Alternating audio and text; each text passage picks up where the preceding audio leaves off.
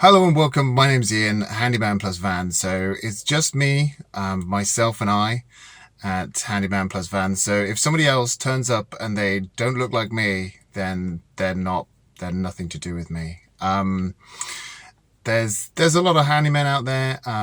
There's the good, the bad, the ugly. And what I'd recommend is if they don't accept PayPal, then question whether they have insurance, things like that. And that's another good question. Can you ask a handy person if they have insurance? And the answer is yes, you can. So if somebody asks me if I have insurance, I can give them a little QR code which they can scan. It's available on my phone, or I can send them a message via WhatsApp. I only communicate via WhatsApp. And that will show you that I am fully insured.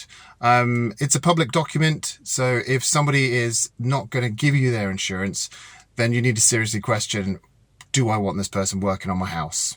Because if things go wrong, then you're going to be in a whole world of pain. So that's an important piece of advice if you're employing someone in the UK, such as a handy person like myself. So I hope that helps you guys. Another question I always get is, will you come out and have a look at something? Something like readjusting a door. I don't need to look at it. Something like, there's lots of things, because we live in the future, people can now do a little film.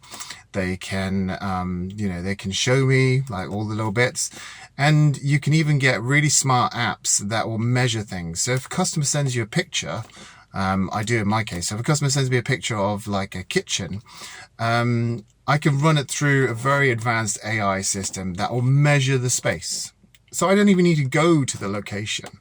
But I do get lots of customers that almost insist that as part of this old-fashioned routine that I must go and see them and give them a quote. And that's very sort of like in the past, I feel, purely because of the cost of diesel. So to run my vehicle, gosh, it's probably about 25 to 30p a mile. So it doesn't sound a lot, I know, but then obviously you got to factor in time as well, and time is money. If it makes money, it makes sense. And if it doesn't make money, don't do it. You know, I'm pretty honest. I'm pretty upfront. I am on the make 100%. My charges are completely open and transparent. And customers can have a look at everything that I do. They can go into my YouTube channel and see all the different things that I do as well. And also to see like the quality of work that I do as well, which I'm particularly proud of. Silicon sealing is like one of my skill sets that I'm pretty good at. Then obviously you've got like tiling, carpentry, kitchen fitting, putting up shower screens, putting up shelves. My most common job is putting up curtains. Putting up curtains and putting up shelves, I'd say, are the most common things. Then obviously you've got painting, decorating. Some people want more advanced painting where you've got like really straight lines, and luckily that's what I do. I do cutting in. It's a skill set I've developed over many years. So I'm sort of multi-talented in many different ways. And a lot of people say, oh, you should only be skilled in one skill. And I would say that's a limiting belief system.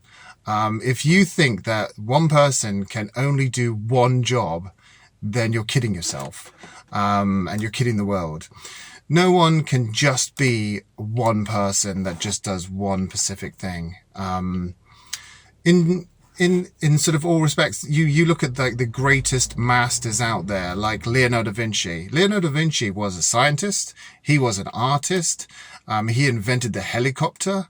And then he went off and painted these amazing paintings. So the argument is, if you want to limit yourself and just do one thing, that's fine. That's all good. There's no, you can get really, really skilled in carpentry and go off on like a carpentry journey. And that's beautiful. There's nothing in that. Jesus was a carpenter. I've got a lot of time for sort of like carpentry work. It's fascinating. I love it. It's one of my favorite things to do. And, equally, so there's plumbers out there that are sort of more they understand pulmometric systems like you just wouldn't believe.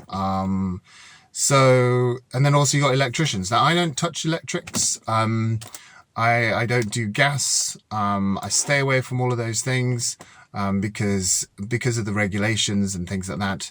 There are certain things I can do, but it gets very grey very quickly, and I prefer just to keep things really crystal clear.